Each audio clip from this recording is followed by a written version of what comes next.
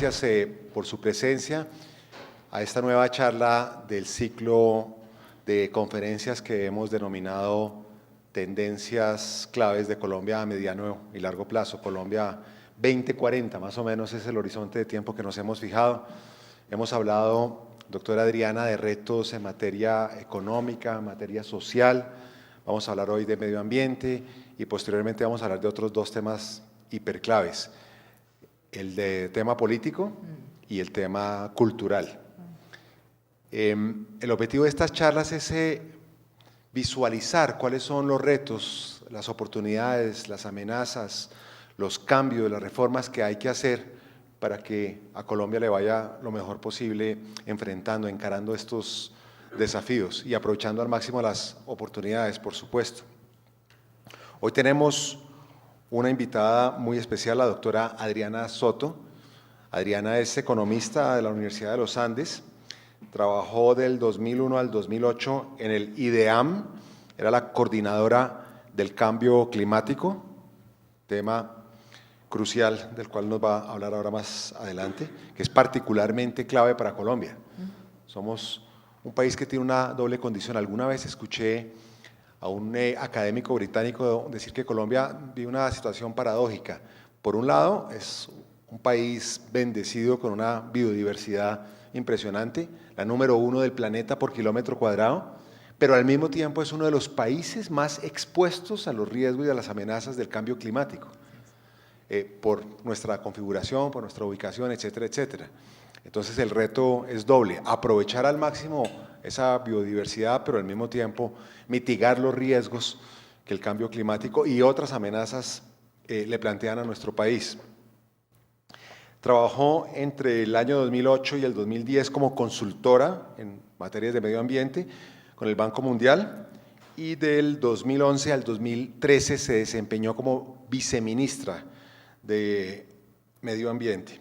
Del 2014 al 2017 fue directora regional para Colombia, Ecuador y Perú de The Nature Conservancy, que es una de las ONGs más importantes del mundo en materia medioambiental.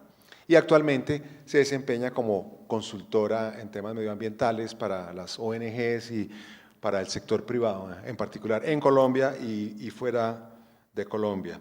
Recibió la Gran Cruz Extraordinaria, Orden al Mérito Barón Alexander von Humboldt por sus aportes a la protección, a la conservación del medio ambiente. Antes de cederle la palabra a Adriana, que nos va a contar sobre muchos de los temas que conoce, que domina, realmente es una de las expertas que hay en nuestro país y en América Latina, diría yo, sobre estos temas y a nivel internacional porque tiene mucha experiencia a nivel global. Simplemente yo me puse a hacer un listado propio como de las inquietudes del tema medioambiental. No soy experto en la materia, pero pues uno oye y ve y nota como periodista y como académico que soy, pues muchos frentes en materia medioambiental. Hablábamos ahora con Adriana antes de dar inicio a esta charla, que el tema medioambiental es, en mi opinión, el tema que más ha crecido en importancia en los últimos 10 o 20 años. Hace 20 años era un tema marginal y hoy en día está en el centro de la discusión de la agenda pública. Es una cosa impresionante.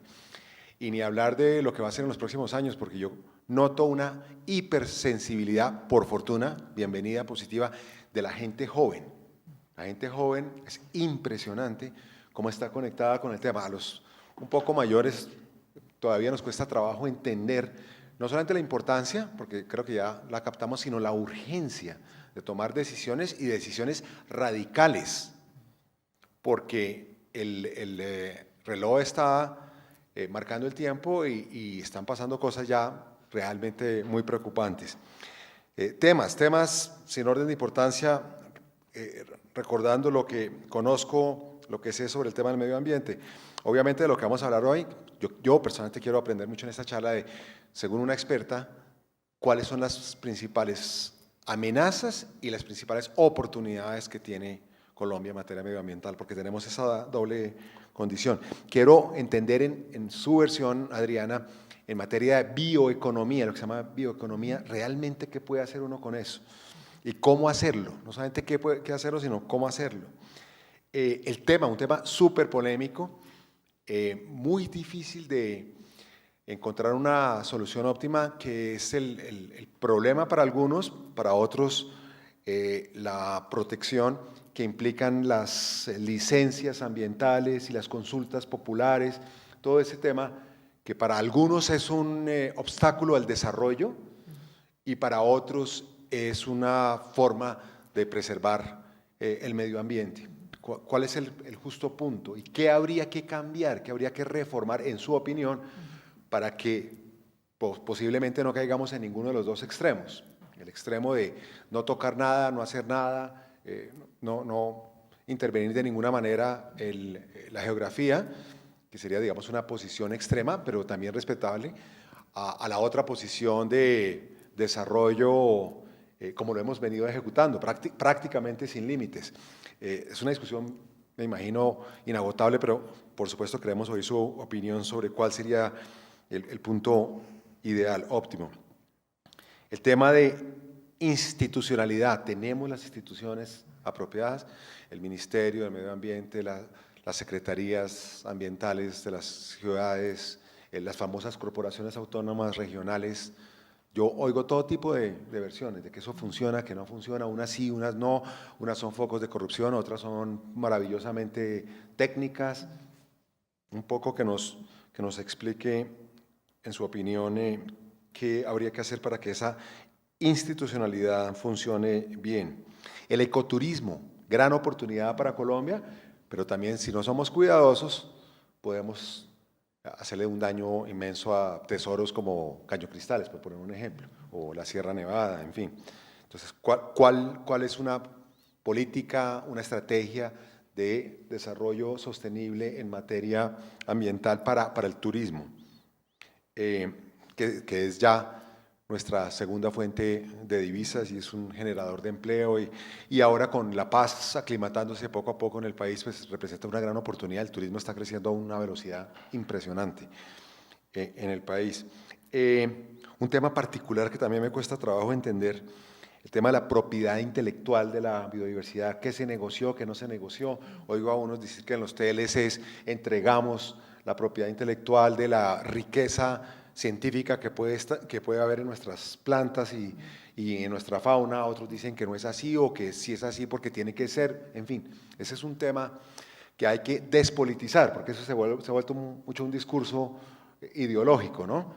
En fin, usted, que es una técnica y es una experta, pues nos puede también enseñar sobre eso.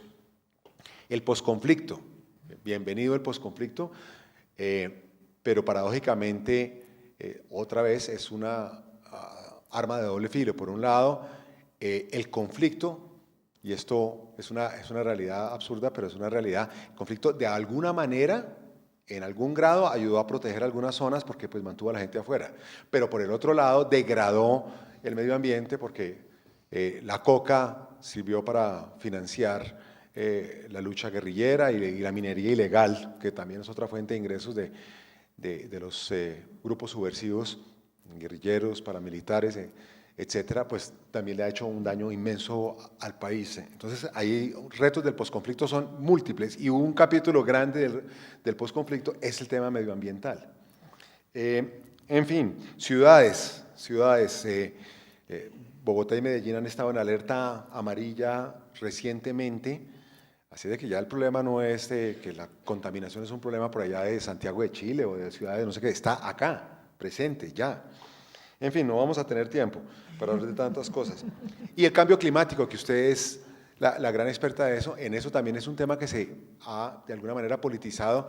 Algunos dicen que eso es un invento de los izquierdosos verdes, hippies, trasnochados, para cambiar el modelo social económico, y otros que dicen que el cambio climático y que la evidencia científica es carreta y que es no sé qué tal cosa, y otros que dicen todo lo contrario, que hay múltiple evidencia que demuestra que si no tomamos decisiones radicales, pues esta situación es grave y crítica, y para Colombia en particular. Por ejemplo, el nivel de los océanos, estamos hablando de que tenemos ciudades de nuestro país que pueden sufrir pronto. No estamos hablando del largo plazo, estamos hablando de relativamente pronto problemas serios. Bueno, hemos visto tragedias desafortunadamente ya producto del cambio climático. Y por último, un tema que Adriana conoce muy bien, que me parece importante que mencione lo que pueda de toda esta larga lista de inquietudes, pero usted tiene, por supuesto, autonomía para señalar aquellos puntos que le parezcan más relevantes. Pero el punto muy interesante que es los nuevos objetivos de desarrollo, los nuevos objetivos sostenibles del milenio, en donde, usted me corregirá, Adriana, pero Colombia ha tenido un protagonismo muy importante. Nosotros tenemos personas, o sea, Colombia ha hecho un aporte a la protección del medio ambiente. Ese, sin mal no estoy, Paula Caballero y algunas otras personas fueron las primeras personas a nivel del planeta en proponer que a los objetivos de desarrollo se les pusiera un filtro, un componente sostenible.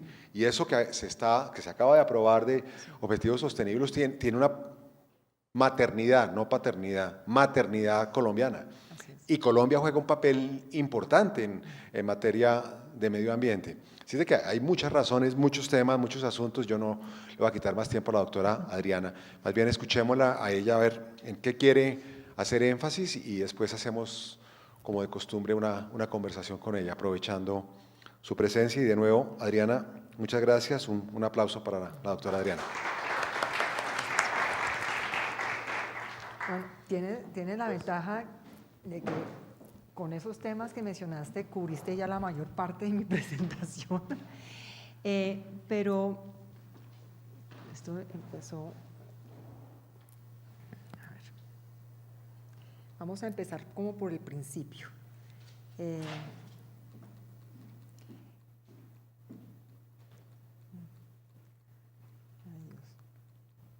Bueno, el principio es este, Colombia.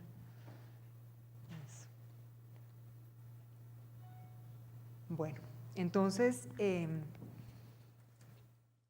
primero como, digamos, lo que tenemos, ¿no? Es decir, lo que yo he resuelto llamar el capital natural, que no está muchas veces contabilizado, o no está de hecho contabilizado en nuestro Producto Interno Bruto. El capital natural es todos esos, digamos, bosques, ecosistemas, servicios que prestan esos bosques en regulación hídrica, en regulación climática, en regulación de suelos, en regulación, bueno, de las mismas especies y que hacen viable nuestra economía. Entonces vamos a empezar por nuestro capital natural. Y yo siempre he dicho que tuvimos el enorme privilegio de nacer en uno de los rincones del planeta más biodiversos, como lo decía Mauricio. Tenemos una diversidad biológica superior a la de cualquier país en el planeta, la mayor diversidad biológica por kilómetro cuadrado del mundo, en 114 millones de hectáreas. O sea, realmente es un rinconcito del planeta muy, muy diverso y en donde además están representados la mayor parte de los ecosistemas del mundo. O sea, si hubiera que mandar un embajador al espacio de lo que es el planeta Tierra, Colombia sería el perfecto embajador. Es así de privilegiados somos los colombianos y de hecho el mundo, de tener un país como Colombia. Entonces, esta diversidad biológica maravillosa se ve representada, y ojalá ustedes hayan tenido el privilegio, la oportunidad de recorrerla, en numerosos, digamos, sistemas naturales. Tenemos todo, tenemos desde bosques tropicales, tenemos sabanas naturales, tenemos páramos. El 50% de los páramos del mundo están aquí en Colombia. Tenemos nevados, tenemos bosque seco tropical, tenemos, en fin, tenemos una diversidad enorme de sistemas naturales que realmente hace que no solamente seamos diversos en especies animales, sino también en especies vegetales. Entonces, realmente Colombia en ese sentido fue bendecida por esto. Pero además tenemos una gran cantidad de recursos hídricos. De hecho, Colombia es uno de los países con mayor oferta de agua en el mundo, precisamente por esa diversidad de ecosistemas y por su posición geográfica en el planeta, en la zona, digamos, tropical. Y en ese sentido, digamos, no solamente es uno de los países con mayor diversidad de agua, ocupamos el puesto número 6 en oferta hídrica. Y la mayor parte de esa oferta hídrica, y esto es importante que lo tomemos en cuenta para que después entendamos dónde están los riesgos, están ubicadas en la cuenca del Amazonas, en la Orinoquía y en el Pacífico, y por supuesto en el Magdalena Cauca. Entonces fíjense que la mayor parte de la oferta hídrica está ubicada no necesariamente donde está la mayor parte de la población, ¿no? Eso es importante entenderlo porque de alguna manera está la idea de que somos el país más rico en agua, pero esta agua en última está desigualmente distribuida, o sea, no necesariamente está en donde está la mayor parte de la población. Si ustedes cogen en la Amazonía, en la Orinoquía y el Pacífico, ahí está más, y digamos las inmediaciones de la Sierra Nevada de Santa Marta, que es esa puntica verde que vemos allá, ahí está más o menos el 30% de la población colombiana. La mayor parte de los colombianos vivimos primero en ciudades, y la mayor parte de esas ciudades están ubicadas en la macrocuenca Magdalena-Cauca. Uy, aquí hablando de agua. En la macrocuenca Magdalena-Cauca. Entonces, eso grábenselo porque esa macrocuenca Magdalena-Cauca solamente tiene el 11% de la oferta hídrica del país. Entonces, mayor parte de la población en no necesariamente donde está la mayor cantidad de agua, ¿no? Bien. El otro punto que quisiera resaltar es que en estos bosques, digamos, en estos ecosistemas maravillosos, hay una interrelación. Ustedes dirán, ¿qué tiene que ver la Amazonía con Bogotá? ¿Por qué nos interesa tener los bosques amazónicos en pie? Y de hecho Colombia tiene aproximadamente todavía el 80% de los bosques amazónicos en pie, a diferencia, digamos, proporcionalmente de otros países amazónicos como Brasil o como Perú que han deforestado proporcionalmente a su territorio la mayor parte de la Amazonía. Colombia ha hecho un muy buen trabajo en ese sentido y ahora les voy a mostrar qué hay detrás de esa conservación de los bosques amazónicos. Resulta que hay un intercambio perfecto, realmente perfecto, y no sé ustedes cuánto se acuerdan del ciclo del agua que vimos muchos de nosotros en primaria, espero que más o menos, porque es muy importante. Resulta que la humedad que generan estos bosques amazónicos en la Amazonía colombiana viajan en lo que los científicos han descubierto son como autopistas de humedad que llegan a los Andes colombianos. Y aquí voy a usar esto que ojalá no, esto no, vamos a ver si lo logro. No, me embisten los pointers. Pero básicamente estas autopistas de humedad viajan a la zona de los Andes colombianos donde están la mayor parte de los páramos. Estas fábricas de agua súper sofisticadas, no sé si ustedes han ido a un páramo, esto no es muy bonito, pero realmente en términos de diversidad de plantas no es gran cosa. Pero los frailejones son, desde el punto de vista de ingeniería, perfectas fábricas de agua. Cogen esa humedad que viene de los bosques amazónicos en forma de lo que llaman autopistas de humedad, que son como, digamos, goticas. Para los que hayan estado en el páramo es lo que llaman precipitación horizontal o lluvia paramuna para el común de la gente. Y esas goticas caen en estas plantas, entre otras los frailejones, y estos frailejones convierten esa agua y la llevan a las cuencas, a los ríos que abastecen al 80% de los colombianos, a la mayor parte de las ciudades en Colombia y a la mayor parte... En este botoncito. Perfecto, a ver si lo veo. Listo. Ay, sí, aquí apareció.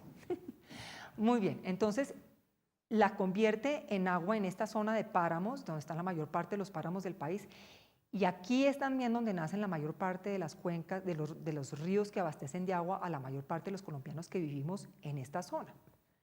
Entonces, en últimas, hay una relación muy estrecha entre el agua que sale de la llave en Bogotá y los bosques de la Amazonía. Y lo bonito de todo esto en el ciclo del agua es que parte del agua que se produce en esta zona de páramos va para la zona digamos, de esta zona del país, la zona de la cuenca Magdalena-Cauca, y por supuesto aquí también hay varios que salen para el Pacífico, varios ríos que salen para el Pacífico, pero esa agua también se devuelve, esa agua producida en estas fábricas de agua se devuelve de forma muy generosa a los ríos de la Orinoquía y la Amazonía, completando un círculo perfecto, ¿no? Y esa agua es la que después, mezclada, digamos, con las coberturas boscosas, generan de nuevo las autopistas de humedad y así. Eso.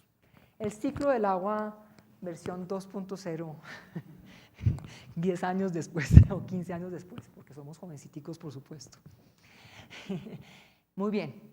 Entonces, miren la relación que hay entre el agua que consumimos en las ciudades, que consumen las actividades, digamos, agrícolas, agropecuarias, que son los grandes consumidores de agua en Colombia, que consumen las industrias, y la relación de ese consumo de agua, de ese abastecimiento de agua, de esa oferta hídrica con los bosques amazónicos. Luego, no es buena idea deforestar el Amazonas, porque está en riesgo, en últimas, nuestras ciudades, nuestra economía y nuestra producción de energía. El 70% de la generación eléctrica en Colombia es hidro. Entonces, sin agua no hay energía, y sin energía no tengo necesidad de explayarme mucho más. Entonces, es así de importante. Y adicionalmente, tocando uno de los puntos de Mauricio, en estos bosques amazónicos y en los bosques del Pacífico, sin duda, y en este pequeño tesoro de biodiversidad que tenemos en la Sierra Nevada de Santa Marta, ¿no? Posiblemente están las respuestas a los grandes interrogantes de la medicina. Si talamos los bosques, con ellos nos llevamos la biodiversidad, la diversidad de especies vegetales y animales, que posiblemente con una mezcla de conocimiento, de investigación científica, nos pueden dar las medicinas que curan las enfermedades de hoy y de mañana. Entonces, no solamente estamos, digamos, amenazando con la destrucción de estos bosques nuestras fuentes de agua directa e indirectamente, sino posiblemente también las respuestas a nuestros problemas de salud y de nuestros problemas de alimentación. Bien. Ahora vámonos, aquí sí lo voy a hacer manual. ¿A dónde están esos bosques? ¿Cómo está Colombia? Y para eso he usado un mapa que está relativamente actualizado, de cómo está conservado, de qué manera está conservado nuestro capital natural. Entonces, fíjense que de más o menos 114 millones de hectáreas de superficie, digamos, de Colombia, la mitad de esa superficie está todavía en bosques naturales. Eso quiere decir que hemos deforestado o cambiado o transformado las coberturas naturales originales en más o menos en un 50%. Nos quedan 50%. ¿Dónde están esos bosques? Esos bosques están principalmente en el Pacífico. Hay algunos relictos de bosque o de coberturas naturales en la zona andina, muy pocos, otros en la Sierra Nevada de Santa Marta todavía, y la mayor parte están en la Amazonía y en la Orinoquía. Ahí es donde están la mayor parte de nuestros bosques. Entonces, devolvámonos un poco y ustedes lo van a ver, me adelanté un poco, pero son básicamente estos manchones verdes que ustedes ven acá, esencialmente. ¿Listo? Esos son nuestros bosques. ¿Cómo están protegidos por ley? Hay una buena parte que están protegidos por reservas forestales de ley segunda. Esas reservas forestales de ley segunda fueron creadas en 1959, han sido reformadas en varias oportunidades, pero si ustedes ven y leen los periódicos, estas son las reservas forestales que, dependiendo de su categoría, se pueden sustraer para determinado tipo de actividades, o sea, pueden sustraer de su protección para cierto tipo de actividades productivas. Y hay una presión muy grande para sustraerlas, digamos, de manera importante para actividades mineras y para actividades de infraestructura vial. Hay otro digamos, otro punto muy importante son nuestro sistema de áreas protegidas. Esta cifra está desactualizada porque le hace falta, por ejemplo, la ampliación de Chiribiquete y la creación de otras áreas protegidas desde el 2012. Pero básicamente estamos a punto de llegar a las 15 millones de hectáreas en total de áreas protegidas, que más o menos cubren el 18% de los bosques naturales del país. Entonces, eso en áreas protegidas. Luego hay otros bosques del Pacífico, están, digamos, protegidas por leyes que protegen, digamos, a las comunidades afrodescendientes y que básicamente están en la zona del Pacífico. Y también los famosos resguardos indígenas, que están básicamente, o la mayor parte de ellos, ubicados en la Orinoquía, parte de la transición entre en la Amazonía, Amazonía y parte de ellos en la Orinoquía, y por supuesto en la Sierra Nevada de Santa Marta y en algunos, digamos, relictos de bosque en el centro-occidente del país. Las zonas de reserva campesina, las reservas forestales protectoras nacionales y otras áreas. La mayor parte de nuestros bosques, si ustedes ven acá, están en zonas de reserva forestal, en resguardos indígenas y en áreas del sistema de parques nacionales. Y los resguardos indígenas, la mayor parte, están en la Amazonía. Entonces, que el 80% de nuestros bosques naturales estén protegidos en la Amazonía se debe en buena parte a dos factores. Uno, a que ahí están la mayor parte de nuestros parques nacionales, el 50% más o menos de nuestros parques nacionales en área están allí, no en número, en área protegida, y la mayor parte de los resguardos indígenas están allí. Entonces, eso ayuda. Que no quiere decir que no estén exentos de amenazas, y ahora las vamos a ver. Y estas son las amenazas. Entonces, en el país, la forma en cómo estamos usando el territorio es de la siguiente manera. Hay un gran proceso de urbanización. Como lo dije anteriormente, más del 70% de los colombianos vivimos en ciudades y es posible que esta tendencia se incremente en los próximos 20 años para llegar a más o menos un 80% o un poquito más de la población colombiana viviendo en ciudades. Lo otro es que hay cerca de 40 millones de hectáreas, es decir, casi una tercera parte del país, mal contada, en actividades ganaderas y agrícolas. Entonces, otra muy buena parte del país se usa en actividades agrícolas y ganaderas, y sobre todo en ganaderas. Las actividades ganaderas ocupan 33 millones de hectáreas, o sea, son más o menos 7 millones de hectáreas, 8 millones de hectáreas en agricultura y el resto en actividades ganaderas.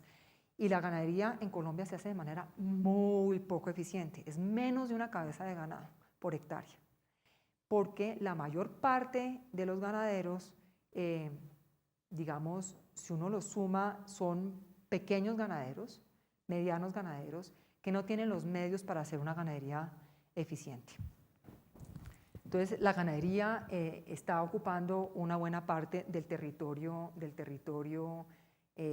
digamos, colombiano, del uso del suelo colombiano, y la agricultura también. Hay otro componente importante y es la minería.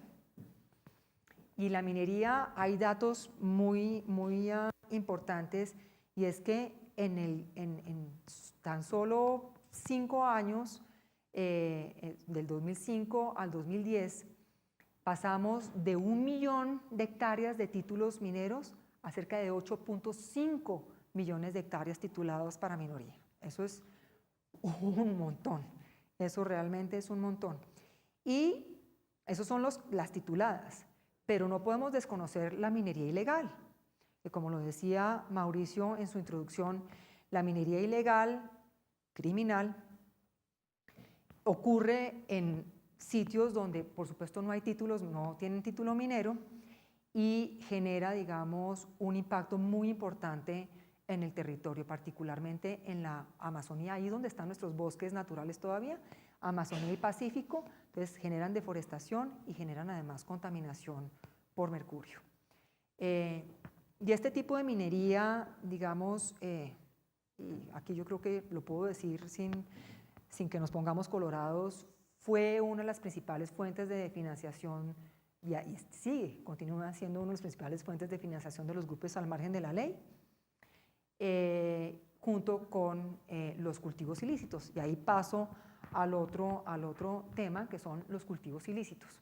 Los cultivos ilícitos han sido unos también de los principales motores de deforestación en el país, junto con la extracción ilegal de madera. Entonces, fíjense el componente de ilegalidad, criminalidad que hay aquí asociado a la deforestación histórica en Colombia y cómo en la era del posconflicto esto representa una luz de esperanza en la medida en que esos grupos al margen de la ley se reincorporen legalmente a la sociedad. Y es que le quitamos esa presión a nuestros bosques de criminalidad e ilegalidad asociada a minería ilegal, asociada a cultivos ilícitos, entre otros. Y por supuesto a uso de mercurio. El uso de mercurio en actividades mineras se está convirtiendo en un problema. Colombia ocupa el no nada honroso primer lugar en uso de mercurio per cápita, es decir, que la gente está expuesta a mercurio de manera importante, ocupa el primer lugar a nivel mundial, y eso quiere decir que el riesgo de que nosotros, que estamos muy lejos de esas zonas de deforestación, muy lejos de esas zonas donde se ocurren las actividades ilegales, a través de la contaminación de suelos o la contaminación de ríos, estemos consumiendo alimentos, pescado, entre otras, que esté contaminado. Yo no me he querido hacer la prueba de mercurio, tengo entendido que es fácil hacérsela si uno pide un examen de laboratorio en una clínica, pero nosotros, digamos, estoy casi segura que la mayor parte de los que estamos aquí estamos con niveles de mercurio superior a lo recomendado por la Organización Mundial de la Salud. Y esto, por supuesto, tiene impactos sobre nuestra salud y sobre el sistema de salud, porque todos conocemos cuáles son o cuáles pueden ser los efectos del mercurio en el organismo, tóxicos a más no poder. Bien, aquí está un poco el balance de lo que hemos deforestado en los últimos 20 años, son 7 millones de hectáreas deforestadas en los últimos 20 años. Mis dos hijos que juegan fútbol, cuando me dicen, ¿y eso en cuántas canchas de fútbol? 8 millones de canchas de fútbol de las del Campín, ¿no? O sea, grandes deforestadas en tan solo 20 años. 20 años. Eso es un montón. Ahora, de nuevo, con la pérdida de estos bosques estamos perdiendo también otros servicios ecosistémicos bien importantes, como la regulación hídrica, como la regulación de especies, en fin. Los bosques, digamos, el hecho de que se deforesten los bosques nos lleva inmediatamente a una cadena de pérdida de servicios de los ecosistemas bien importantes. Y ahora los voy a explicar. Esto es dónde ocurre esta deforestación. Y ahí ustedes van a ver estos punticos rojos, dónde están los focos activos de deforestación. En los últimos 20 años esto es sistemáticamente recurrente. Están en la Amazonía, en la zona andina y por supuesto en parte del Pacífico y en la Sierra Nevada de Santa Marta.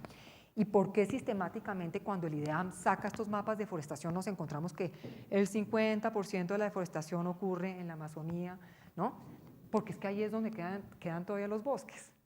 La tasa de deforestación no nos habla nunca, digamos, del Caribe, donde salen siempre con unas tasas súper bajitas de deforestación, porque simplemente ahí nos quedamos sin bosques ya. Y la deforestación acumulada, digamos, en los últimos 20 años, por supuesto, llega a cerca de más de 7 millones de hectáreas, pero lo que es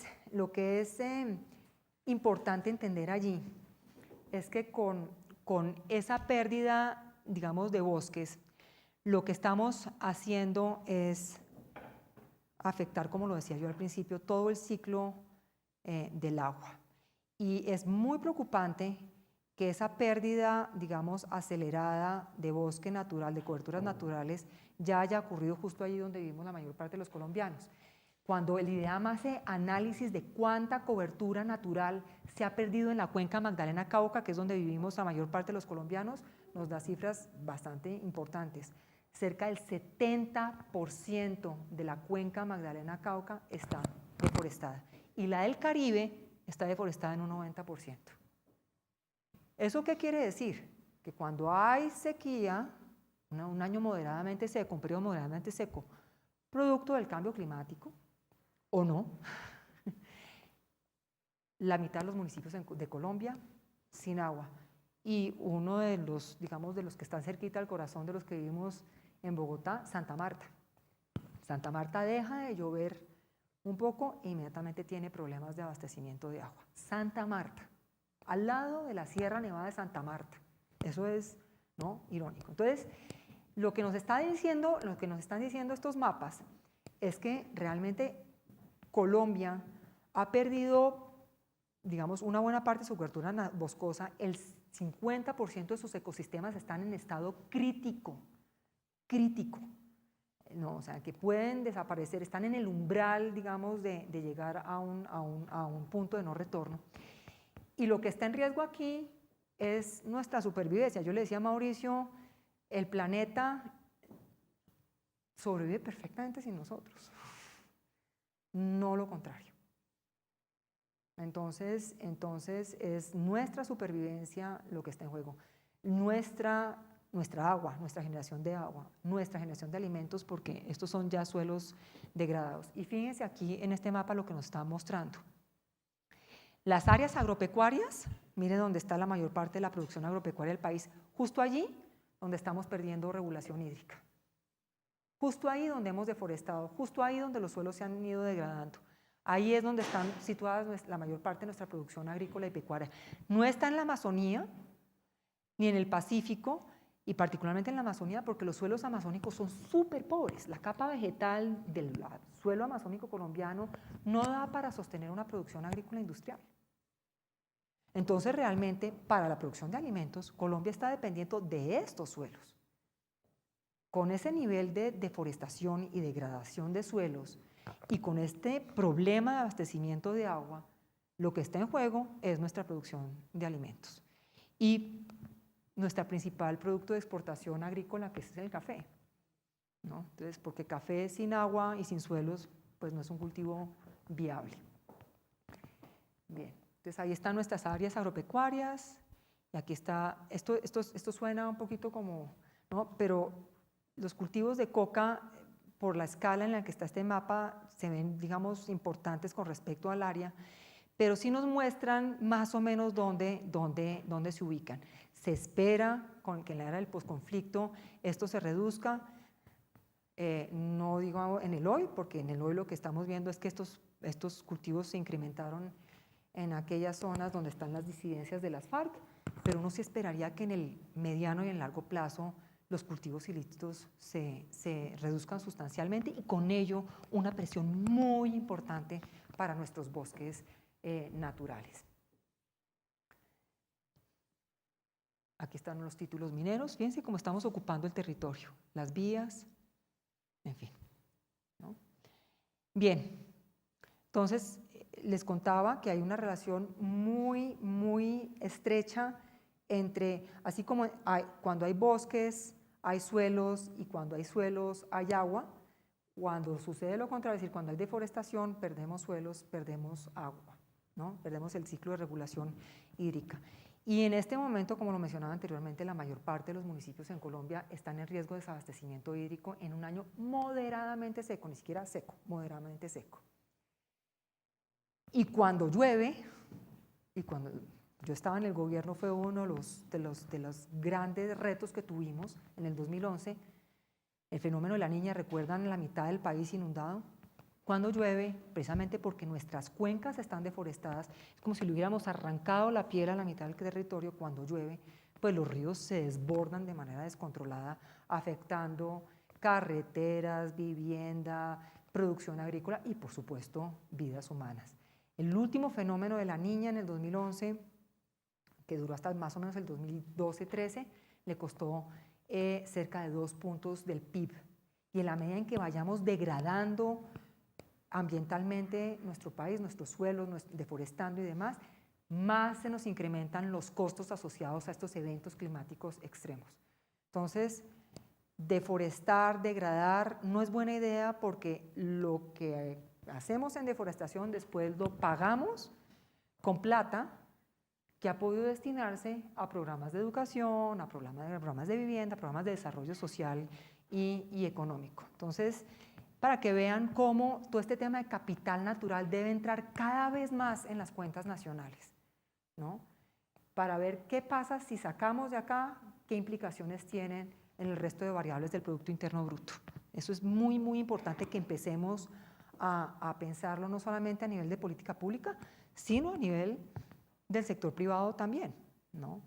Es decir, las empresas que dependen del agua, las cerveceras, por ejemplo, están ya, lo ven y lo sienten, que el tema del agua puede afectar la viabilidad de su negocio en el corto, mediano plazo y que tienen que hacer una inversión en restauración, en devolverle esas coberturas naturales a los ríos para poder hacer viable su negocio en el corto y mediano plazo. Y aquí hay un mapa muy impresionante que es la vulnerabilidad de abastecimiento de año seco. Fíjense que es inversamente, o sea, la vulnerabilidad al abastecimiento de agua es proporcional a la deforestación. Entonces, en La Guajira, donde tenemos muy poca cobertura natural porque es desierto, la vulnerabilidad al desabastecimiento de agua en un año seco es muy alta, por supuesto. Y a medida que vamos avanzando, fíjense que aquí ya no son desiertos, estos ya, digamos, son procesos, coberturas naturales degradadas por la deforestación, la vulnerabilidad al abastecimiento de agua es alta. Y vamos avanzando, vulnerabilidad media, baja, y en la medida en que hay más bosque, la vulnerabilidad al desabastecimiento de agua en un año seco es muy baja. O sea, hay una relación proporcional entre cuanto más bosques, coberturas naturales haya, menos vulnerabilidad hay a un año seco porque los ríos están, las coberturas naturales de los ríos están en mejores condiciones de abastecer agua. Bien, entonces,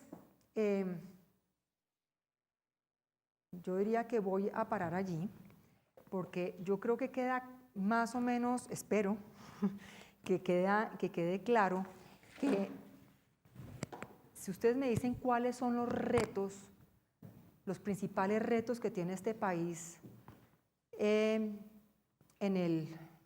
los próximos 5 años, si queremos que esto se revierta, es 1, agua.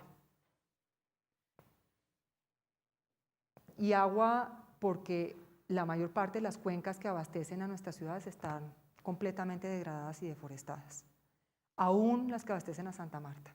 Entonces, urgente hacer un proceso de restauración, de inversión en restaurar esas coberturas naturales en puntos críticos de abastecimiento de agua para ciudades, porque el consumo de agua, digamos, para los domésticos, para la gente es prioritario. 2, nuestra generación de energía. Restaurar también aquellos puntos críticos para la regulación hídrica para que podamos seguir generando energía de manera limpia y no tengamos que pasarnos a energías menos limpias en el plazo inmediato. 3, alimentos que dependen de los suelos.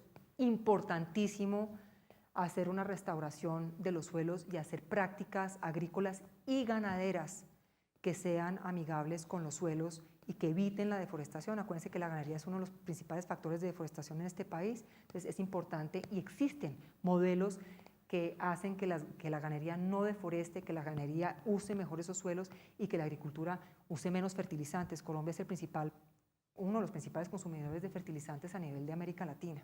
Entonces, tenemos que quitarle esa carga a los suelos.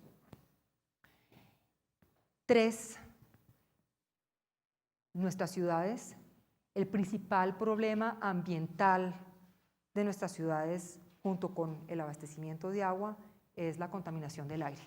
Y si ustedes han leído o han visto los medios de comunicación últimamente, hay un debate encabezado por una persona que yo admiro mucho, que es Eduardo Behrens de la Universidad de los Andes, que ha puesto un poco el dedo en la llaga a partir de la renovación de la flota de Transmilenio en Bogotá, impulsando o promoviendo de que haya un componente de vehículos eléctricos en este sistema de buses para mejorar la calidad del aire de Bogotá. ¿Y por qué? Tiene todo el sentido.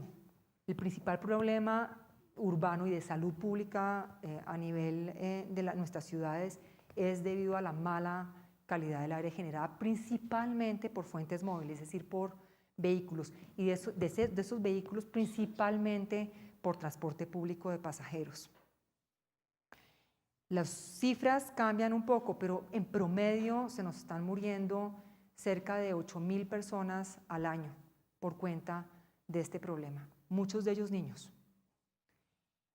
Le está costando a Bogotá y a Medellín cerca del 4% de su Producto Interno Bruto en costos asociados a salud por diversos temas, de enfermedades respiratorias, en fin, que generan ausencias en los trabajos, en fin, toda una cadena asociada a estos problemas de salud que afectan la productividad de nuestras ciudades, pero además cargan nuestro sistema de salud por un problema generado por nosotros mismos, como la contaminación del aire. Entonces, pasarnos a un transporte cero emisiones hace todo el sentido costo-beneficio, porque generaría unos enormes ahorros en materia de salud, ¿no? Entonces, el argumento de que es muy costoso y no sé qué, no vale aquí.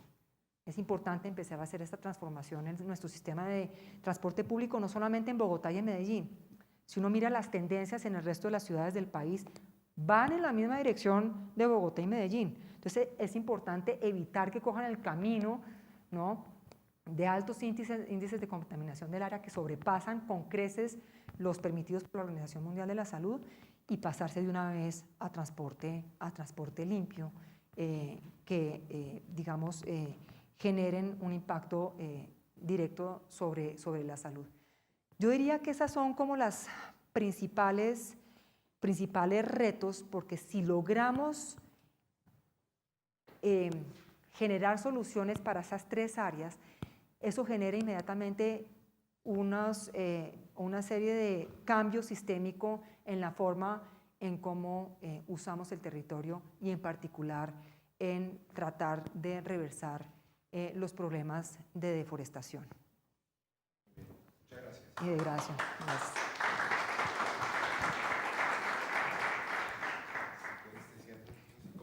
Sí. Muy interesante. Bueno, muy interesante, muy impactante. Muchas preguntas, ustedes también tendrán seguramente muchas inquietudes, pero una sola, haciendo uso de mi privilegio de ser moderador, arranco con las preguntas, y es, ¿cómo nota usted dos frentes en materia de reacción frente a estas amenazas y oportunidades también? La voluntad política de los líderes de todos los partidos, bueno, y estamos en un buen momento para juzgar eso, sin entrar a polemizar si uno es más verde que el otro, no, aquí la idea no es hacer un referéndum verde sobre los candidatos, pero usted que ha escuchado las propuestas, el tema, ¿hay conciencia, hay compromiso, hay convicción en general de nuestros dirigentes, de nuestra clase de política, o estamos todavía muy rezagados? Y dos, el punto que mencioné en la introducción, la capacidad institucional. Puede haber voluntad, pero si no hay capacidad institucional, pues nos podemos demorar mucho tiempo y puede ser muy tarde. Ese frente político e institucional, ¿cómo lo está viendo hoy para responder a lo negativo y a lo positivo? Bueno, empezando por lo primero. Hace 8 años, cuando uno oía o leía sobre los debates, acerca de los debates a propósito de las elecciones, en ese momento el tema ambiental realmente era absolutamente colateral. Y no porque en ese momento no fuera importante, esta tendencia, digamos, de degradación ambiental viene desde hace décadas, sino tal vez porque la sociedad no estaba muy consciente, ya que ha habido un proceso de educación, de concientización muy importante en los últimos 8 años, gracias a diversos factores. Primero, hay mejor información. Yo creo que el hecho de que los institutos de investigación de este país, hablando de capacidad institucional, estén en capacidad de generar cifras, datos, que después los medios de comunicación que también se han entrenado, han aprendido muchísimo, pueden digerir, ¿no?, y pasar en un lenguaje amable, sencillo, que pueda entender el común de los ciudadanos, ha ayudado a un proceso de educación y concientización. 2, porque el cambio climático es como un chepito que no perdona. El cambio climático está ahí, es ya un proceso, digamos, que puede reversarse hasta cierto punto, pero los efectos adversos del cambio climático los vamos a sentir durante, yo diría que muchas décadas más. De lo que se trata es que no se vuelva peor.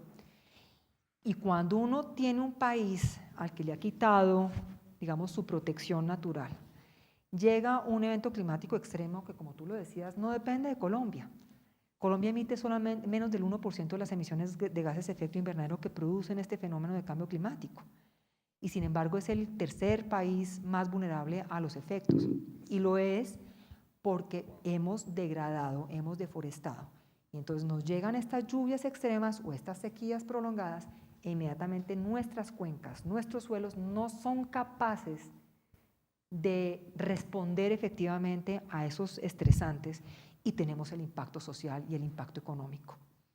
Entonces, el hecho de que Colombia se haya inundado, y es muy impactante lo que sucedió, ojalá eso no se haya olvidado porque ante las tragedias, digamos, la memoria suele ser corta.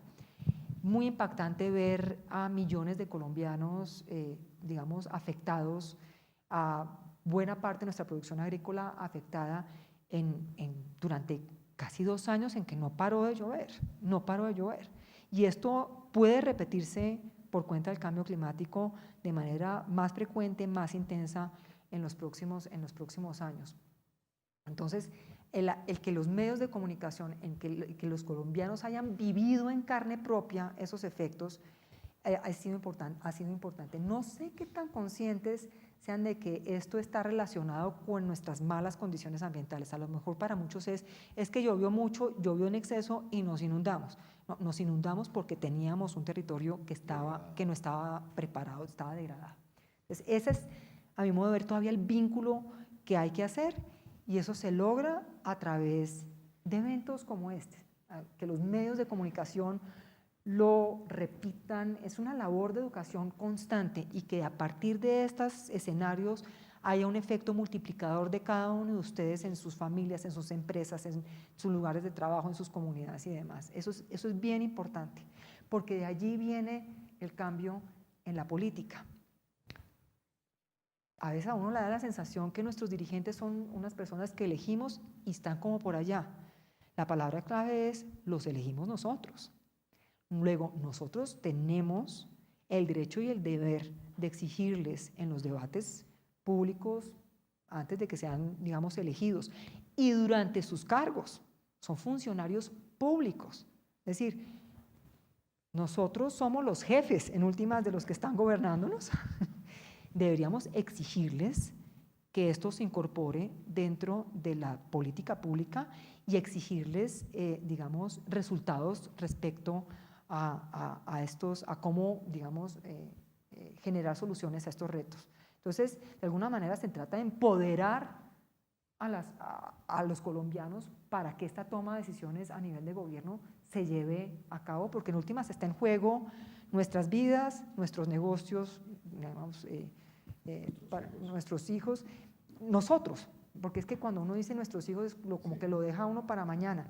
No, nosotros ya estamos viviendo los efectos, los impactos. Nosotros somos la generación del cambio climático. Nuestros hijos serán la segunda generación, pero nosotros ya nos están tocando los efectos. Entonces, yo diría que hay más conciencia. El tema ambiental, dicen los medios de comunicación, es hoy, y tú mismo lo decías cuando introdujiste esta charla, está en el centro del debate cada vez más. En enero, muy tímidamente, hoy en día, de manera muy importante, ya hay candidatos, los candidatos están hablándolo. No voy a mencionar ninguno en particular, pero antes el discurso ambiental estaba concentrado tal vez en uno o en dos, ahora todos están hablando del tema. Tienen que hablar.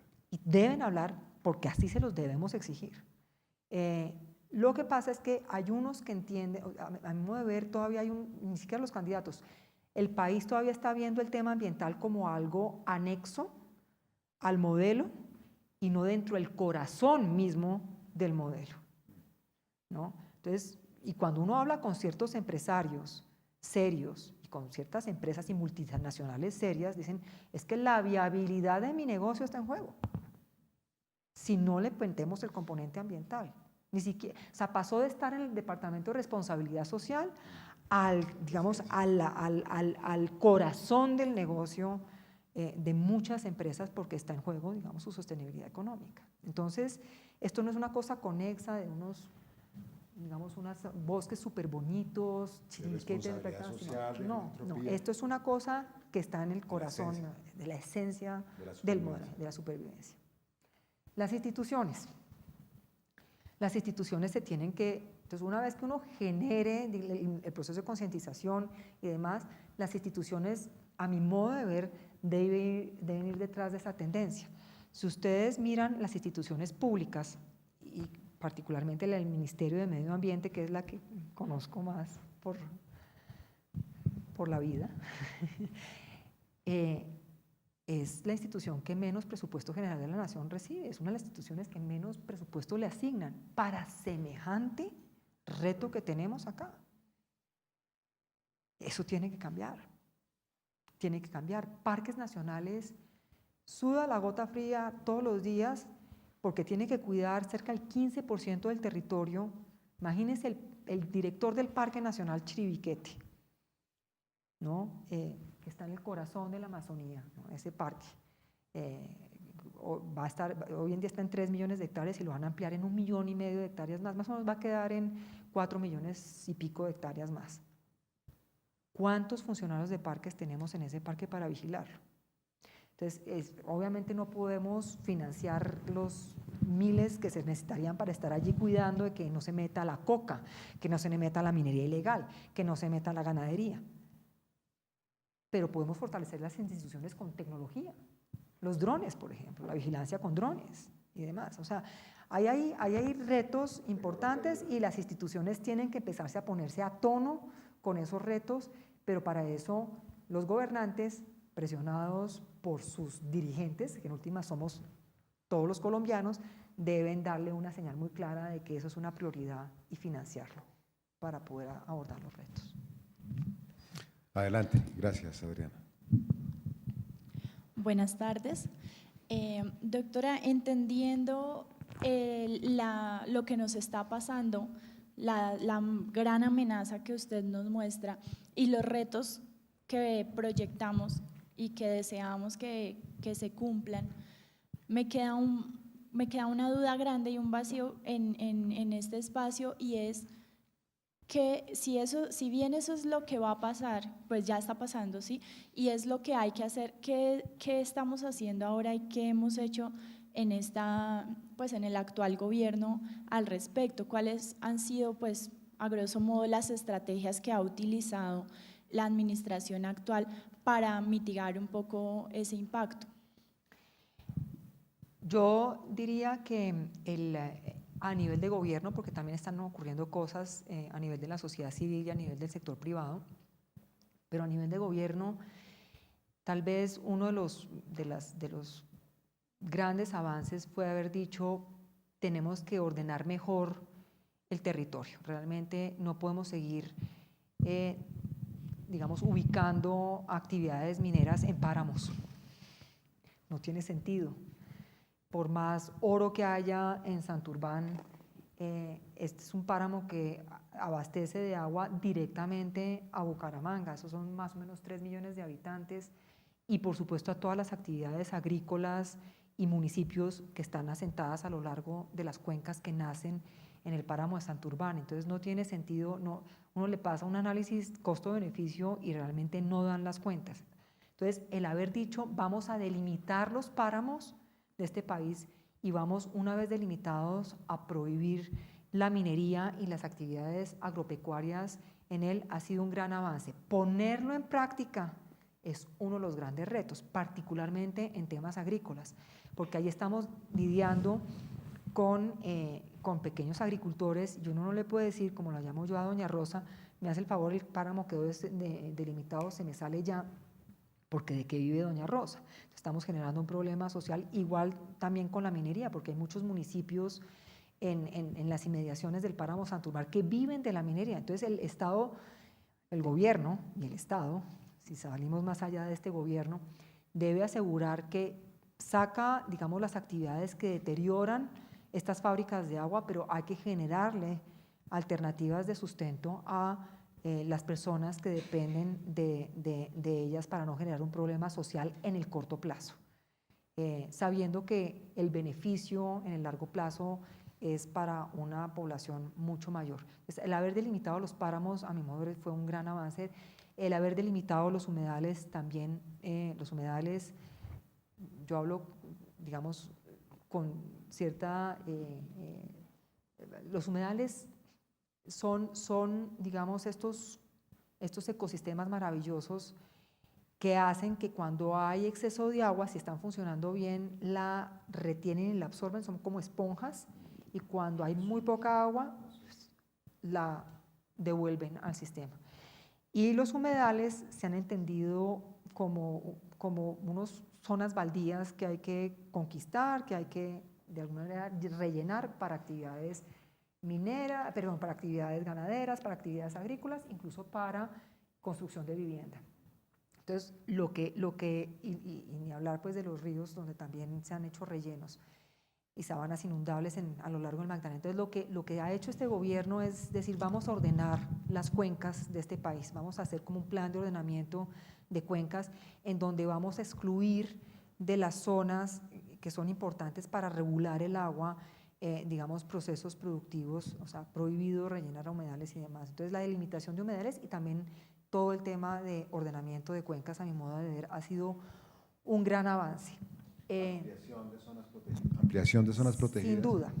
La ampliación de zonas protegidas ¿En cuánto estábamos hace 10 o 15 años y en cuánto estamos hoy? Más o menos en unos 11 millones de hectáreas y digamos, estábamos. Y ahora vamos a terminar con 15. Más o menos. 15 más o menos, particularmente en la Amazonía. Esto es importantísimo porque fíjense el rol que cumple la Amazonía desde el punto de vista de regulación climática, hídrica, digamos, prospectos para medicina, incluso alimentación sofisticada en el futuro. Entonces, proteger la Amazonía hace todo el sentido. Yo diría que hay todavía retos y yo creo que hay que acelerar el curso de estas políticas públicas en los próximos 4 años, sin duda, porque la mayor parte de los científicos a nivel mundial dicen que tenemos 5 años para reversar la tendencia de destrucción si no queremos llegar a, digamos, a los umbrales que nos mantienen a nosotros como especie, digamos, vivos. Y a 5 años a nivel mundial. A nivel mundial, porque estamos ya cruzando umbrales. Ya, o sea, esto es corto plazo, esto no es ni mediano y mucho menos largo plazo. No son nuestros hijos, son nuestros hijos, para los que tenemos hijos, pues somos nosotros, sin duda. Entonces yo diría que ha habido avances, pero por supuesto el reto implica que tenemos que acelerar mucho más, definitivamente. Adriana, licencias y consultas, ahora que estamos, hay como opiniones divididas, hay mucha controversia sobre eso, que sin lugar a dudas son instrumentos bien intencionados, pero que habría que ajustarles o reformarlos para evitar los excesos o los vacíos, no sé. Entonces, 2 puntos respecto a eso. Lo primero, el país tiene también, o sea, tiene que seguir en sus estudios, en sus análisis para tomar decisiones pronto sobre dónde, aparte de los humedales y de los páramos, dónde se podría hacer minería o agricultura y dónde no. Y dónde no tendría que ser bajo los criterios de son esos sistemas o esas áreas que son fundamentales, vitales para la regulación de servicios de los cuales depende la población, agua, suelos y demás, para sobrevivir, para, digamos, tener un adecuado desarrollo. Entonces, la, digamos, delimitación de áreas que se excluyan de la minería o de otras actividades agropecuarias es fundamental. En eso el país tiene que seguir avanzando, porque así el trabajo de la ANLA se vuelve mucho más fácil. Claro. Y para los que generan proyectos mineros, entre otras, también es mucho más fácil decir, mire, aquí ya sabemos que no podemos pedir título minero, aquí ya sabemos que no podemos hacer producción minera, y no es esta cosa de vamos ordenando el territorio a punta de licenciamiento ambiental, que es bastante inefectivo y genera una inseguridad jurídica también muy complicada para los sectores productivos. Lo otro es que ya hay unos sistemas muy innovadores para que las actividades sectoriales puedan evitar, desde el diseño del proyecto, evitar los daños ambientales. Entonces ya pueden, digamos, diseñar el proyecto de manera que se eviten esos daños ambientales, y aquellos que no pueden ser evitados, hay sistemas que le permiten ver cómo se pueden mitigar esos daños. Y todo que no, o recuperar en el futuro. Exacto, y todo aquello que no puede ser mitigado, evitado o mitigado, se puede compensar. Entonces, si yo afecté un área X de un sistema de bosque con una actividad productiva, puedo compensar protegiendo el ecosistema equivalente que no esté en el sistema de áreas protegidas, el ecosistema o el sistema equivalente, o puedo restaurarlo, ¿no? Para que el balance de la actividad productiva sobre el medio ambiente, el impacto, sea en última cero o incluso positivo. O sea, ya hay herramientas muy sofisticadas que permiten hacer eso. Entonces no se trata de aquí no se vuelve a hacer nada y aquí no, vamos a reemplazar el petróleo con aguacate, porque me parece que es un poco, digamos, no me parece viable. El país sigue dependiendo en sus finanzas del petróleo, por lo menos en el corto plazo, y de eso dependen los programas de educación, salud y vivienda, sin duda, pero es posible, digamos, hacerlo sin que esto nos genere un impacto si se hace de manera responsable y, por supuesto, usando la ciencia que ya existe. Sí, tal vez lo del aguacate, sin lugar a dudas, es un exceso. Pero está bien que se plantee por lo menos eso como una aspiración, y no estoy defendiendo al doctor Petro ni nada, pero ni mucho menos, sería el menos inclinado a defenderlo. Pero sí me parece importante en todo caso que aparezca eso en la discusión, ¿no? Que aparezca decir, bueno, un momentico, este modelo no es sostenible, viable, yo no sé si son aguacates o mandarinas o lo que sea, pero tenemos que empezar desde ahora a pensar en alternativas para el fisco, para el empleo y para el medio ambiente. En ese sentido, defiendo la conveniencia de que se plantee una discusión al respecto. Pero por favor no convertamos esto en un debate presidencial, no. Porque ya tenemos suficientes debates. Aquí lo importante es que se planteen los temas y que la gente, como en todo en Colombia, aquí lo que nos falta es discutir más, discutir con altura, con argumentos, pero que haya discusiones. Al país le faltan más discusiones bien fundamentadas. Adelante. Buenas tardes. Bueno, es muy común que se nos hable de que el país debe ir encaminado hacia el desarrollo.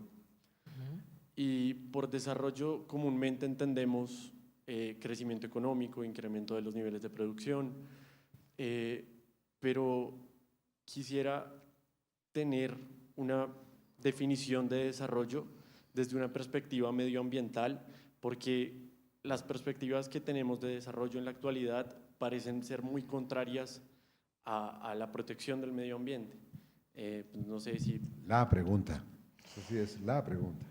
Muy bien, no, pero eso es lo que hay que pensar, de verdad, a fondo, en grande. Listo. Yo no tengo la definición perfecta, pero sí sé que el desarrollo necesita de los servicios que provee los ecosistemas, la naturaleza, para ser viable. O sea, díganme un proceso productivo que no use agua o suelos o las dos anteriores. Y aire. Bueno, y aire, pero por lo menos agua y suelos. Uno. Todos, ¿verdad? Y dígame ciudades, y para eso ya tenemos, ni siquiera me toca proyectarme al futuro, ciudades que puedan ser viables sin agua. Ciudad del Cabo. tiene ya un ultimátum de desabastecimiento de agua por, digamos, colapso de sus fuentes hídricas. ¿Y qué pasa si Ciudad del Cabo se queda sin agua? Entonces, y en la lista están haciendo cola Sao Paulo, están haciendo cola, no pasemos por Colombia porque ya sabemos más o menos cuántas, o sea, pero vayámonos a los Estados Unidos, Miami, ¿no? O sea, hay allí un problema, digamos, de viabilidad. Entonces, es importante volver a conectar esa fuente de recursos o de regulación al modelo. Es decir, el agua no viene de la llave. La llave es lo que llamo yo infraestructura gris, pero para eso necesita una cosa que se llama infraestructura verde, que son todos estos sistemas naturales que permiten que el agua llegue al tubo y que el tubo llegue a nuestras casas, a nuestras fábricas, ¿no? Muy bien, pregunta, adelante. Sí. Y continuando una cosita, si bien es cierto, pero el sector productivo es el mayor deforestador, ya sea para el tema agrícola o ganadero, y ya sabemos eso, no, pues listo. ¿Qué hacemos? O sea, ¿cómo incentivar? ¿Cómo el medio ambiente no puede ir en contra del sector productivo porque genera calidad de vida? El sector productivo no puede ir en contra del medio ambiente también por un tema de calidad de vida. ¿Cómo hacemos? O sea, Bien. hagamos algo porque pues ya sabemos ese problema. Ahorita, ¿qué podemos hacer? De la ganadería extensiva a la intensiva. Correcto. Entre otras, usted, Adriana, es experta en esa materia en particular, de cómo hacer sostenible la ganadería. He tenido el privilegio de trabajar en eso, pero yo digo que el ser humano se vuelve particularmente creativo frente a los retos, digamos, inminentes, frente a los tipping points que llamo yo. Ahí es donde nace la creatividad, porque de otra forma está esa sensación como de abundancia o desconexión. Esto es una cosa que pasa por allá, pero a mí no me afecta en mi diario vivir. El problema de ganadería que genera la ganadería, digamos, mal hecha, la ganadería extensiva, pues ya lo mencionamos. Digamos, el ganado, la vaca, a veces, o una buena parte de las veces se usa para producir carne y leche, pero en Colombia también se usa para especular tierra, ¿no? Entonces es una forma como de apertura de la frontera, ¿no? Entonces van tumbando bosque y van poniendo una vaquita, ¿no? Y eso valoriza la tierra y entonces, ¿no? Entonces, quitando el tema especulativo y yéndonos al tema productivo, ya hay sistemas que permiten hacer que las vacas produzcan más en menos área, entonces ya no hay necesidad de ir deforestando, ¿no? Y además se llaman los sistemas silvopastoriles. Eso permite que hay una mejora de suelos y de mejora a su vez de alimentación de las vacas, y con la mejora de alimentación de las vacas se generan menos metano, y al mejorar los suelos hay también una disminución sustancial de uso de fertilizantes nitrogenados. Entonces fíjense que ahí ya voy atacando como 3 problemas, ¿no? Ya no hay necesidad de forestar, no hay necesidad de degradar los suelos porque intensifico, porque uso menos fertilizantes, genero una mejor alimentación que me genera una mejor calidad de carne y leche, pero también una mejor producción. Y si logro posicionar en el mercado esa carne y leche silvopastoril, entonces genero un círculo virtuoso entre el mercado y el ganadero, en donde yo le doy una señal desde el mercado al ganadero de que ese es el tipo de sistema que yo, consumidor de carne y leche, prefiero. Entonces hay mayores ingresos, ¿no? Y el ganadero inmediatamente hace el cambio. Entonces Colombia ha avanzado un montón en entender y en poner en práctica esos sistemas silvopastoriles. Ya hay ejemplos buenos. Ya hay ejemplos buenos, pero el reto, acuérdense que les mencioné, son 33 millones de hectáreas en ganadería extensiva, y el reto que se ha puesto digamos, en la ganadería en Colombia es reconvertir 10 millones de hectáreas de ganadería extensiva a sistemas silvopastoriles, pero eso no lo podemos hacer a punta de donaciones. Tú estabas de embajador en el Reino Unido cuando el Reino Unido nos dio una donación al gobierno de Colombia muy importante que ha permitido avanzar en ese sentido, pero a punta de donaciones no vamos a lograr la escala y el impacto, y para eso necesitamos el mercado. lo que llaman el market pool, que el mercado dé una señal. Y adivinen quién es el mercado. Nosotros. Exactamente. Entonces, yo digo que las grandes cadenas, digamos que comercializan productos alimenticios, también ahí tienen una gran responsabilidad, uno de ofrecer esos productos, pero el consumidor también puede ejercer una presión para demandar y decir, y preguntar, oiga, esto es o no es, yo quisiera. El sello verde del producto, la cosa, etc. Y exigir, y eso empieza a generar también un cambio hacia el otro lado. Entonces, y cuanto más consciente esté el consumidor, más exige y más genera la presión hacia el cambio transformacional en la cadena de valor de estos productos. Un par de preguntas finales, adelante. Gracias por la charla. Bueno, tú acabas de hablar de la concientización. O sea, mi opinión personal es que creo que todavía nos falta más conciencia al respecto. Ahorita cuando tú hablabas yo me sorprendí de cómo está la situación y no sé si eso le llega a todo el mundo. Entonces, mi pregunta va, ¿cómo se interrelacionan? Porque desconozco el Ministerio de Educación, por ejemplo, para educar respecto a esta situación, el Ministerio de Minas y Energía, cómo se involucra acá, el Ministerio del Medio Ambiente y todos los demás, ¿sí? Porque si cada quien jala para su lado y no pensamos en un objetivo común, estamos fregados. Entonces, por ejemplo, tú hablabas del presupuesto, oye, no es que tenemos presupuesto bajo, pero es que en realidad el presupuesto afecta también al de Minas, o sea, es como un presupuesto común. Y lo último, es una decisión que hay que tomar a largo plazo. Esto no depende de un gobierno ahorita de 4 años, ni de 8, ni de 12, ¿sí? O sea, esto es una decisión a muy largo plazo. Entonces, ¿cómo se maneja eso al interior del gobierno, ¿no? Yo diría que el gobierno, y esto también quiero hacer mucho énfasis en este argumento, el gobierno juega un papel importante en todo el tema de regular, ¿no? Es su función, una de sus funciones. Pero hay otros actores que también juegan un papel importante en este cambio transformacional que queremos en tan poco tiempo, y es el sector privado y la sociedad civil. La suma de esos tres, no uno solito por aquí dándole, ¿no?, con todos los retos que tiene el sector público, sino es la suma de estas tres fuerzas la que se retroalimenta y hace posible el cambio transformacional. Entonces, pongo un ejemplo.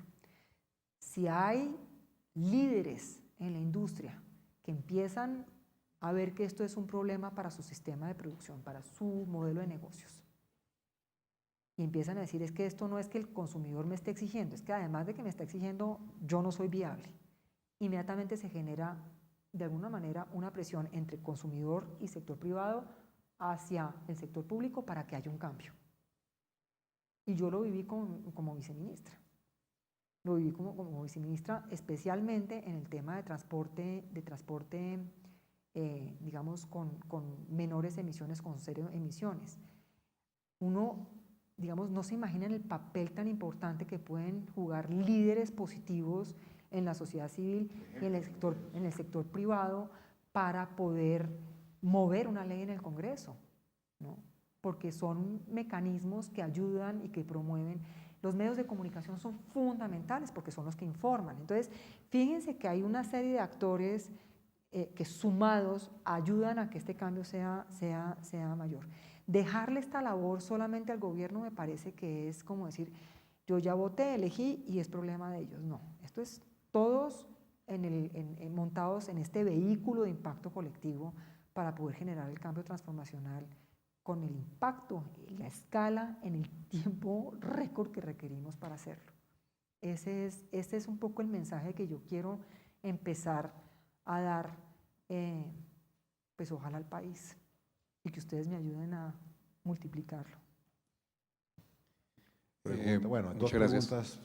Al comienzo de la charla hablabas del tema de la importancia, por llamarlo así, de la contabilización de todos estos recursos dentro de las cuentas país. Sí. Hay países que ya lo estén haciendo, que ya lo tengan realizado, que ya lo hayan hecho de esa forma, y qué está haciendo el país en ese sentido, y si ves que eso pueda hacerse realidad en el corto plazo o en el mediano, por lo menos. El Banco Mundial tiene una iniciativa que se llama WAVES, que bueno, traducido al español es un poco contabilidad meter dentro de la contabilidad nacional el capital natural. Ahí hay retos, digamos, hay países más avanzados que otros. ¿Cuáles son los mejores a nivel mundial? ¿Los países escandinavos?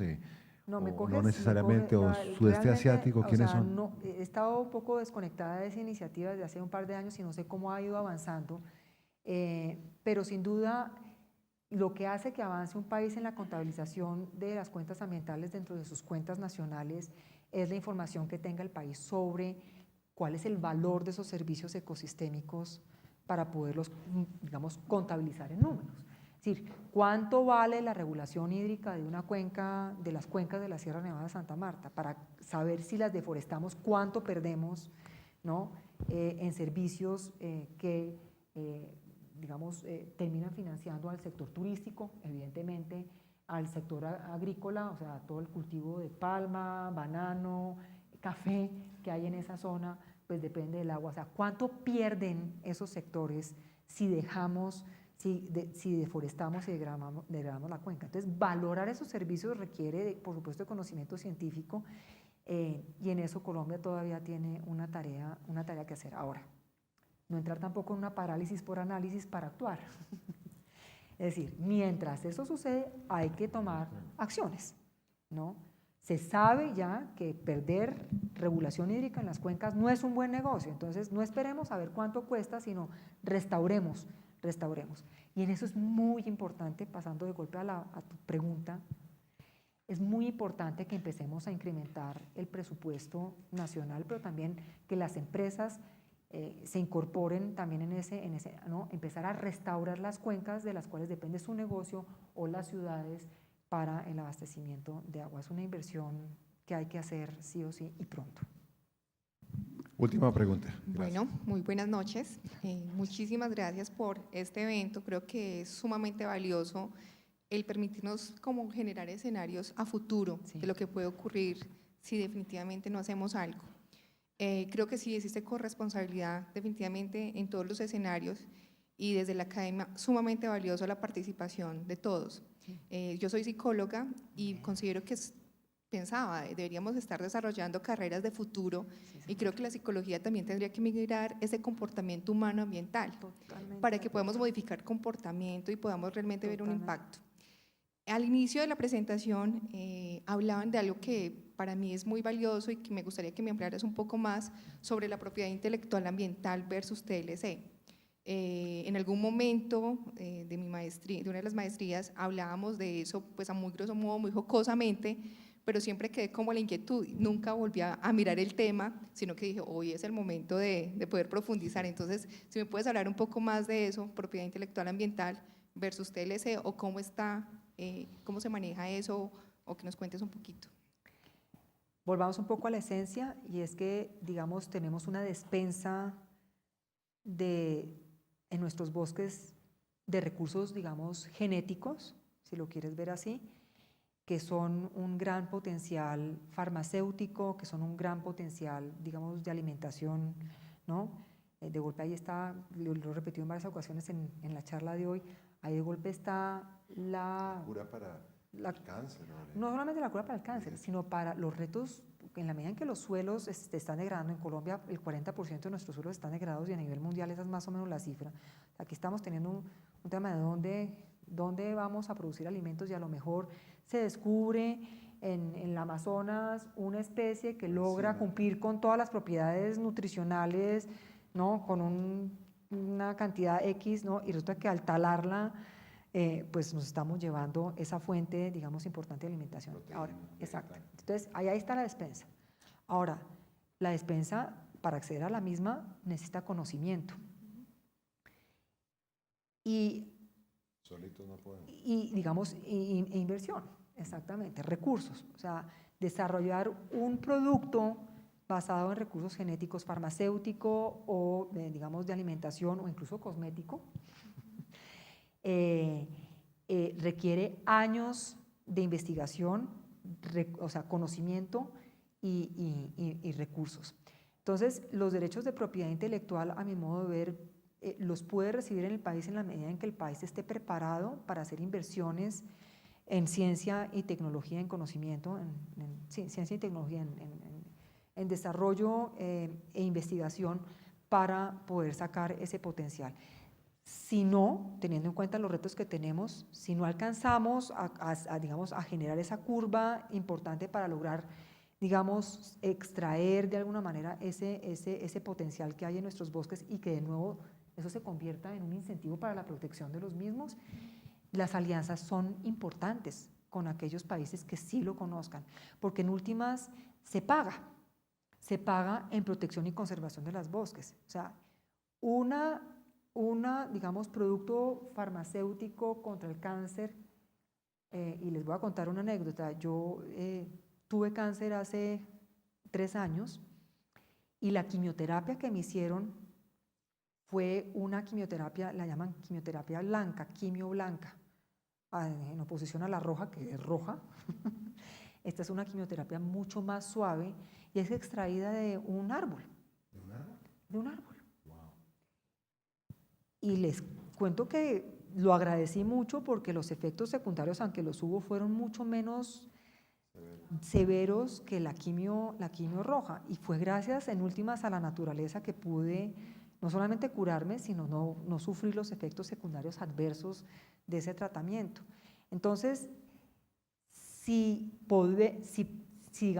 podemos a través de la investigación y desarrollo hacer digamos, unas investigaciones importantes para extraer de la naturaleza ese tipo, digamos, de remedios, yo diría que no deberíamos hacer tanto escándalo con el tema de derechos de propiedad intelectual si eso lleva a que, en mi caso, yo abogue porque se protejan ese tipo de árboles, porque sé los beneficios que tuvieron para mí y para los pacientes que tengan que pasar por eso. Entonces, no sé si contesté la pregunta. Bueno, pongo en contexto 2 cositas. Básicamente, cuando hablamos del tema, lo que señalaba nuestro docente en ese momento nos decía, con los TLCs, no miramos la letra menuda, ¿sí? La letra pequeña, que decía lo que pudiéramos traer frente al TLC, dábamos como, de alguna manera estamos entregando parte de nuestros recursos, es decir, firmados TLCs, por ejemplo, de exportación de flores, pero las flores están en un 70-80% son agua. Sí. Entonces la letra menuda era, pero vamos a permitir la explotación de agua abiertamente. Entonces, eso era como el tema, si eso sí es verdad o hasta dónde realmente en ese tema. Desconozco la letra menuda de los TLCs, pero lo que sí sé es que, digamos, el componente intelectual tiene, digamos, unos derechos contemplados en la legislación, no solamente en Colombia, sino a nivel internacional.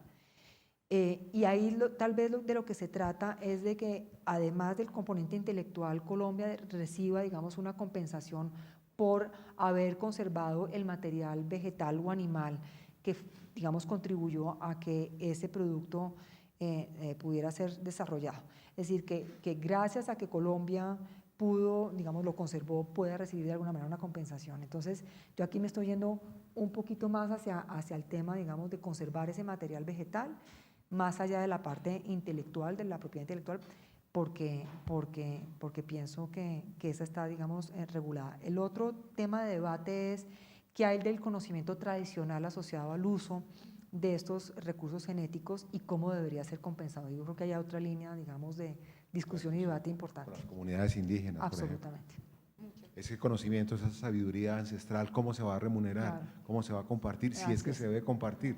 La posición extrema es no, protejamos, no hagamos nada, pero eso nos puede llevar a la parálisis, porque entonces no tenemos los recursos para la investigación, etc. Entonces, de pronto, si te entiendo bien, es un enfoque pragmático, un poco de el enfoque mocusiano, todos ponen, todos ganan, hagamos alianzas, hagamos sociedades, nosotros tenemos algo que aportar, otras personas tienen algo que nosotros no tenemos, trabajemos en equipo. Correcto. Y hagamos una justa distribución de los beneficios, pero hagamos algo porque de nada nos sirve tener los árboles y las ranas.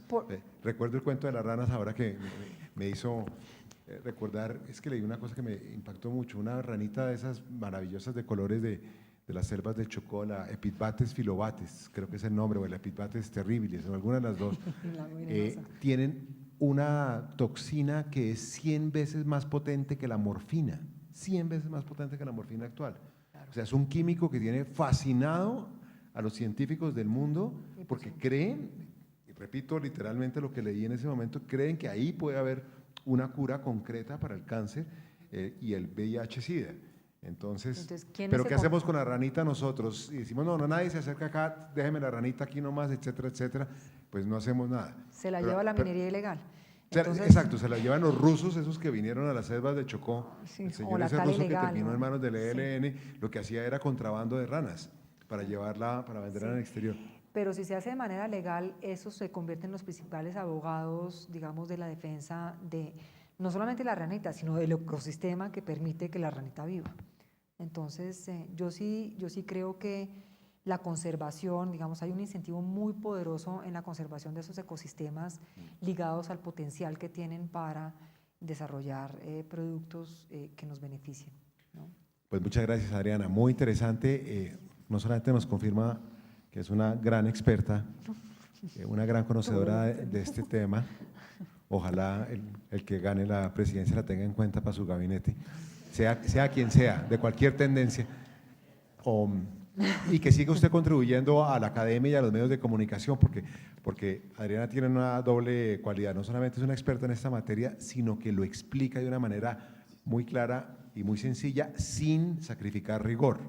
Y eso no es fácil porque estos temas son temas complejos, son temas… Espero haberlo hecho porque no es sencillo. Y la Espero verdad que tiene una gran capacidad para haya quedado. explicarlos muy bien, así es de que, de nuevo, Adriana, muchas gracias y muchas gracias a ustedes. Muchísimas gracias.